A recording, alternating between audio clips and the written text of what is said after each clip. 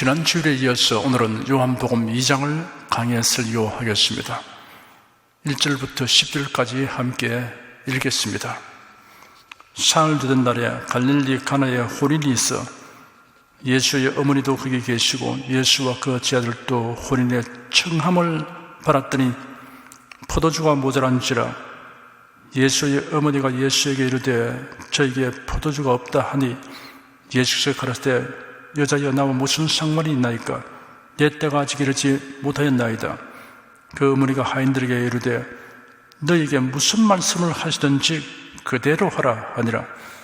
거기 유대인의 결례를 따라 두세 통 들은 돌 항아리 6이 놓였는지라. 예수께서 저에게 이르시되 항아리에 물을 채우라 하신 저 아구까지 채우니 이제는 떠서 연회장에게 갖다 주라 하시며 갖다 주었더니 연회장은 물로 된 포도주를 맛보고 어디서 났는지 알지 못하되 물도온 하인들은 알더라. 연회장이 신랑을 불러 말하되 사람마다 먼저 조금 포도주를 내고 취한 후에 낮은 것을 내거늘 그들은 지금까지 좋은 포도주를 두도다 하니라. 예수께서 혼인잔치 집에 초대받아 가신 시간과 장소가 구체적으로 명시되어 있습니다. 이런 시간과 공간 속에서 발생한 역사적 사건이라는 것을 드러내고 있습니다. 사흘 되던 날이란 앞장에 예수께서 빌립과 나다나엘과 더불어 대화를 나누신 그날로부터 계산하는 것입니다. 유대 지방에서 갈릴리 지방으로 이동하신 직후였습니다.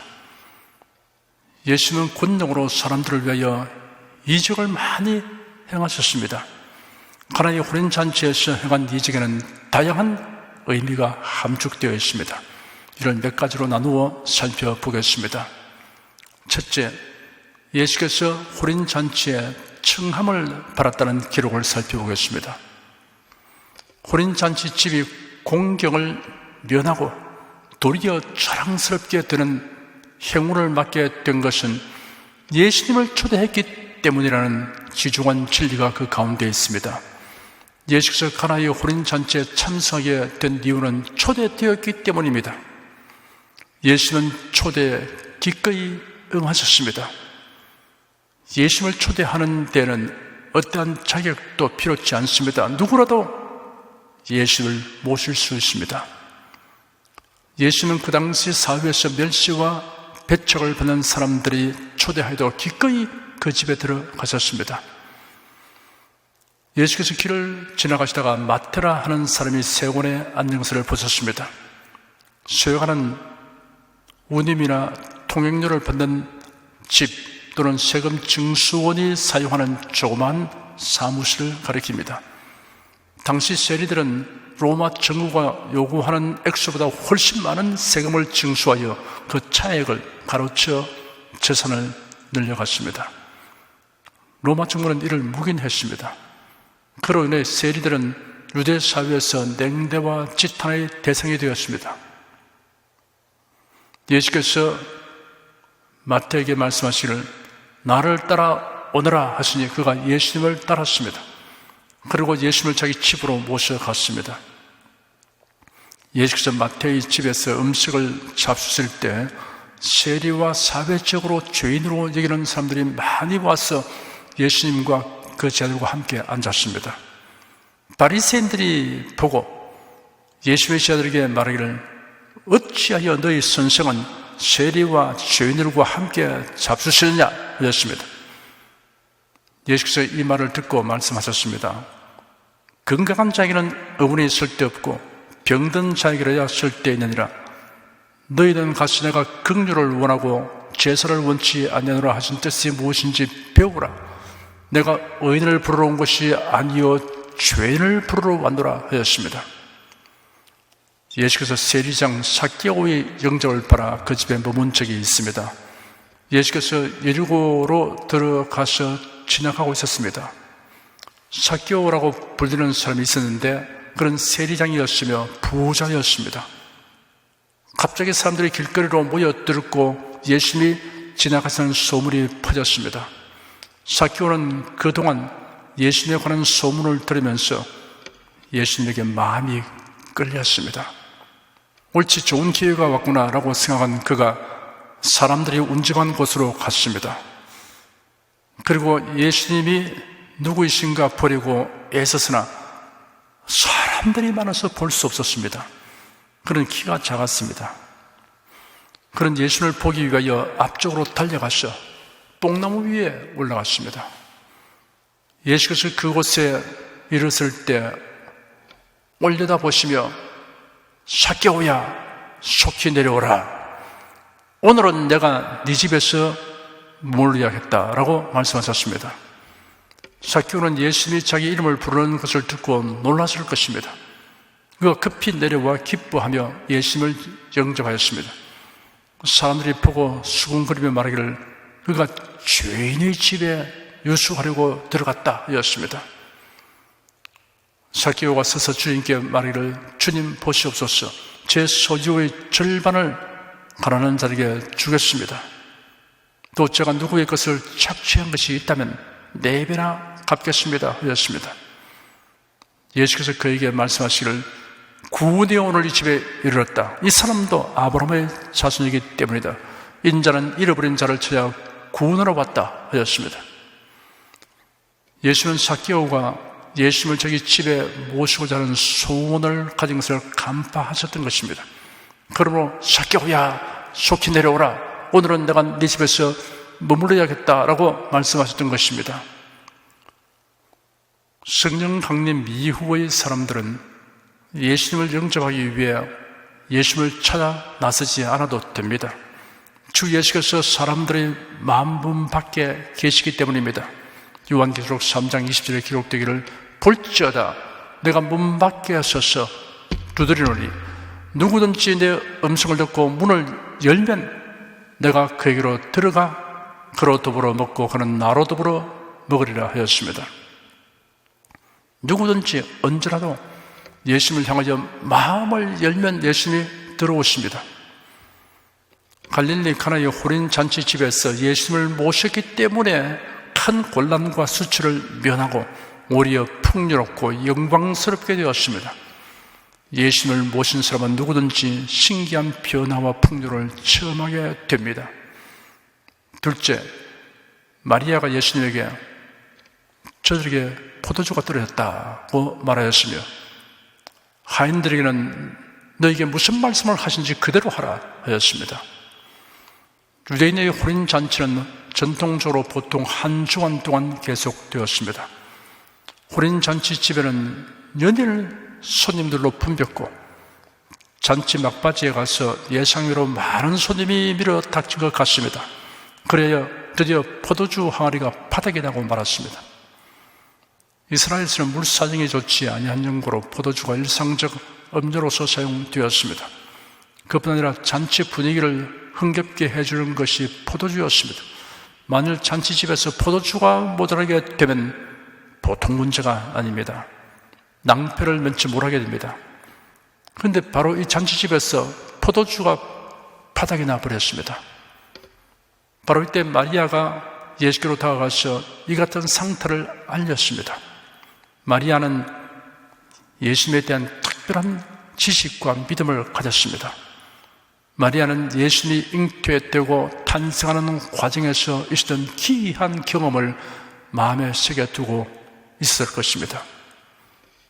하나님께로부터 보냄을 받은 천사 가브리엘이 다윗의 son 요셉이라 하는 사람과 정혼한 처녀인 마리아에게 가서 말하기를 은혜를 받은 사람아 주께서 너와 함께 계신다 하니 마리아가 그 말을 듣고 매우 당황하며 그 인사말이 무슨 뜻인지 곰곰이 생각하였습니다. 그러자 천사가 마리아에게 말하기를 보라 네가 수태하여 아들을 낳으리니 그 이름을 예수라 하라.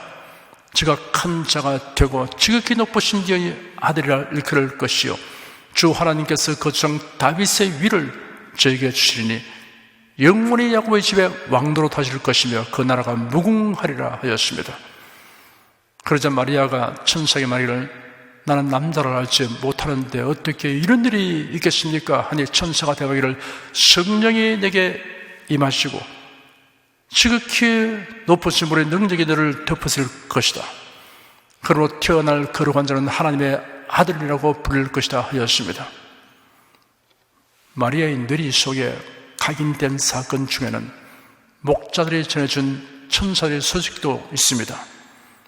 마리아가 해산한 곳은 베들레헴의 한 마구간이었습니다.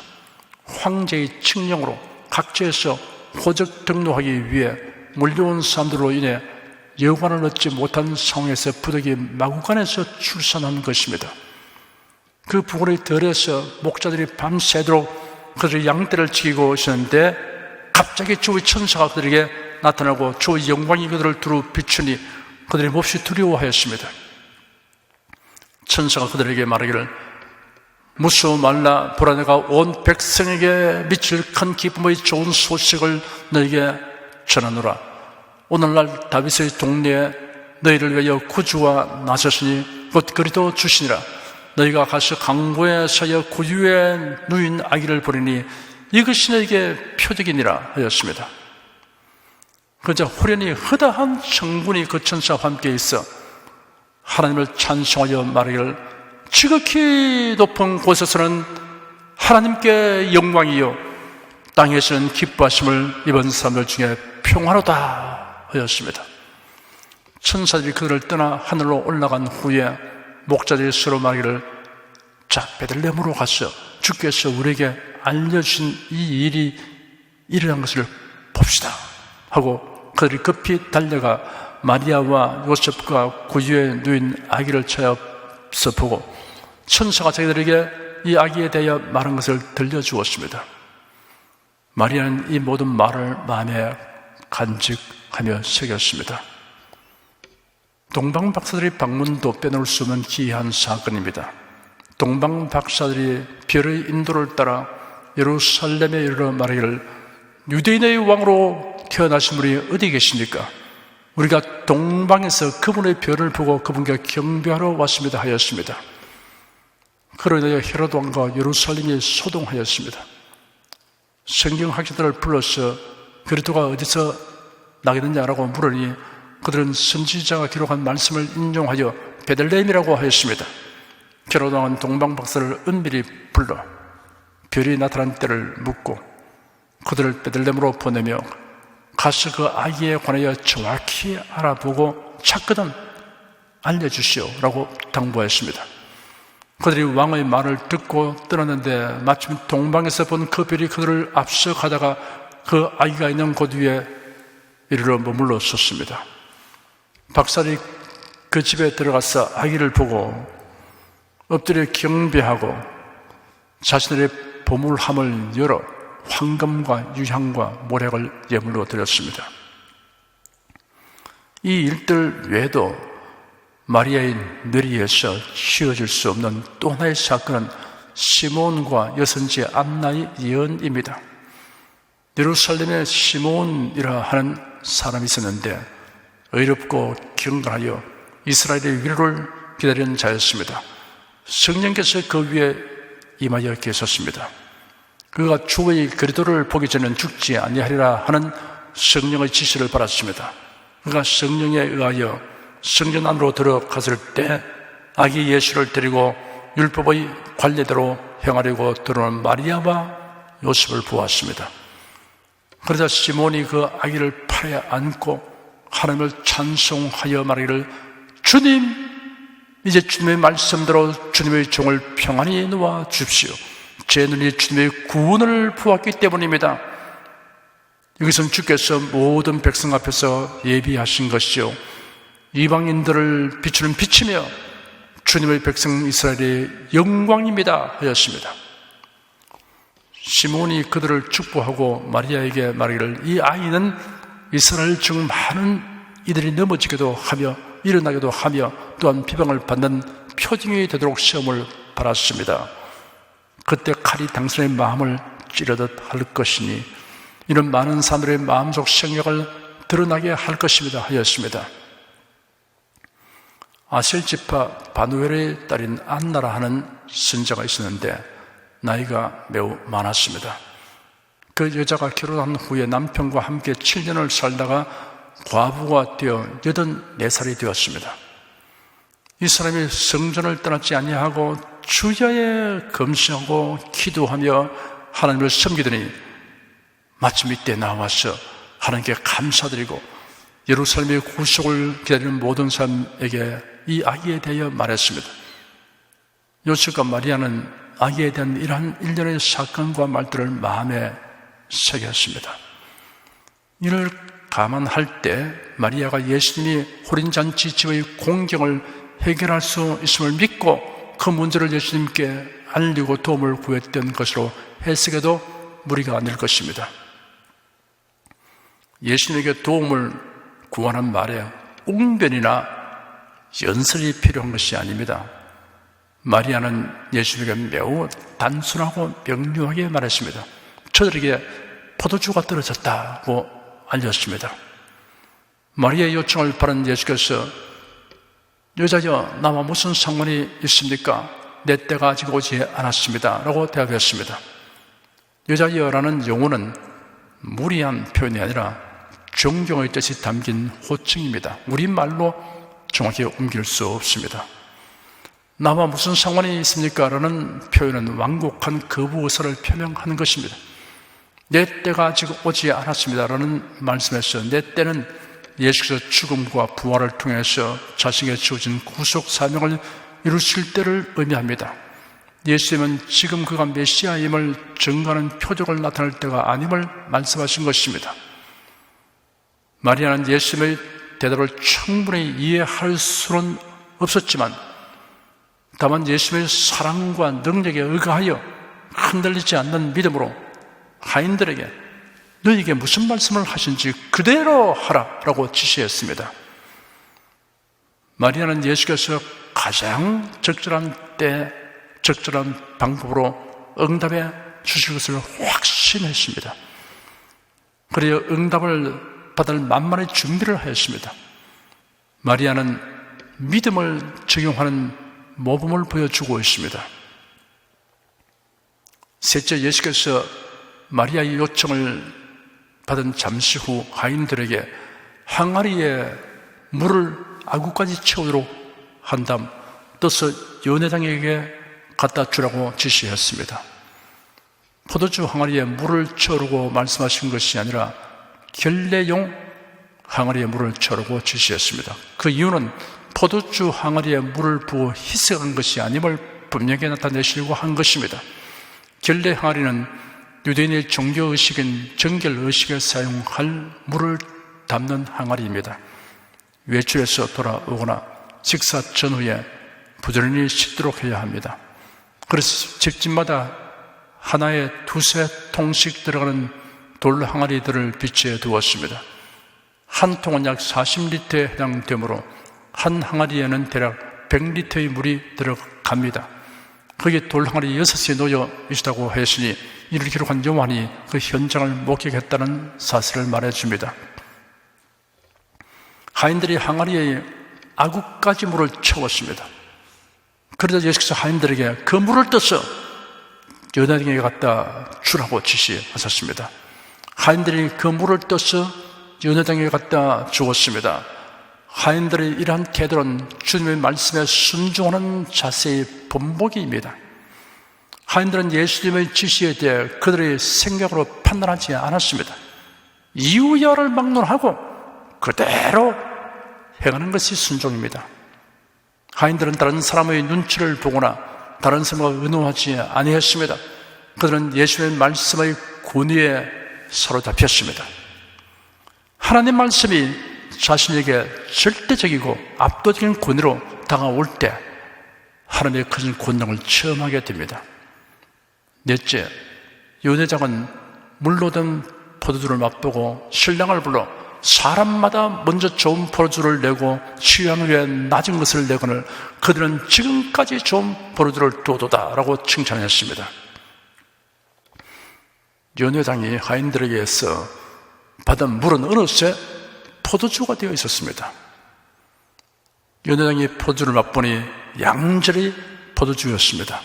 감탄한 그가 신랑을 불러 사람마다 먼저 좋은 포도주를 내고 취한 후에 낮은 것을 내거늘 그들은 지금까지 좋은 포도주를 두었도다라고 칭찬했습니다. 연회장은 물로 된 포도주를 맛보고 어디서 났는지 알지 못하대라고 요한이 기록하였습니다. 연회장은 포도주의 질은 분별할 수 있으나 지금 맛본 포도주가 어디서 났는지를 알지 못했습니다. 하나님이 하신 일을 다 아는 사람은 없습니다. 아무리 과학이 발전되어 자연계에 내재된 법칙들을 많이 발견한다고 해도 어떻게 하여 그런 법칙이 존재하고 있는지를 알지 못합니다. 지구의 자전과 공전, 궤도와 속도에 의한 밤낮과 계절의 변화에 대해서는 알아도 어떻게 이런 일이 지속되고 있는지는 알지 못합니다. 다만 그 정확한 움직임을 따라 연월일시를 정하여 역사를 기록하고 할 일을 계획하면서 살아갑니다. 부력과 인력과 중력의 작용에 대해서는 알아도 그 실체에 대해서는 알지 못합니다. 다만 그 법칙을 응용하여 배와 비행기라는 운송선을 만들어 사용하고 있습니다. 전기가 어떤 일을 하는가를 알아도 전기의 실체는 알지 못합니다. 다만 전기를 활용하여 문명한 생활을 즐기고 있습니다. 물때온 하인들은 알더라라고 요한이 기록하였습니다. 하인들은 연회장처럼 포도주의 질을 예민하게 분별하는 능력은 없지만 물이 순식간에 변하여 포도주가 된 것이고 그토록 기이한 일을 하신 분이 예수님이라는 것을 알고 있었습니다. 자연 법칙에 대한 지식, 천체에 대한 지식, 원자와 유전자에 대한 전문적 지식을 가진 자라도 그가 구원받은 자가 아니면 그처럼 거대하고 또 미세한 세계, 질서와 조화와 아름다움과 다양성을 지닌 만물을 존재하게 하시고 이를 주관하시며 섭리하시는 하나님을 알지 못합니다. 그런 전문적 지식이 없다고 해도 구원받은 성도는 그 모두가 하나님의 지혜와 혼동으로 된 것을 압니다. 예수를 믿어 거듭나는 체험을 한 사람은 사람의 이해가 미치지 못하는 신비의 출처와 근원을 알게 됩니다. 연회장의 반응은 복음을 전하는 자에게는 시사하는 바가 큽니다. 연회장은 물로 된 포도주의 맛을 음미했습니다. 신랑을 부름으로 잔치에 참석한 사람들의 이목을 집중시켰습니다. 사람마다 먼저 좋은 포도주를 내고 취한 후에 낮은 것을 내거늘 그들은 지금까지 좋은 포도주를 두었도다라고 증언하였습니다. 이 시간은 가나의 혼인 잔치에서 예수님이 행하신 표적 가운데 함축된 경우를 살펴보았습니다. 예수님을 모셔라. 모든 문제를 주님께 믿음으로 아뢰라. 주님의 말씀에 철저히 순종하라. 주님이 행하신 일을 널리 알려라. 이러한 경우는 결핍과 곤란이 풍요와 영광으로 변화되는 일들을 우리의 심령과 육체와 삶에서 다양하게 경험하게 하는 원리입니다. 물이 포도주가 된 것은 질적인 변화입니다.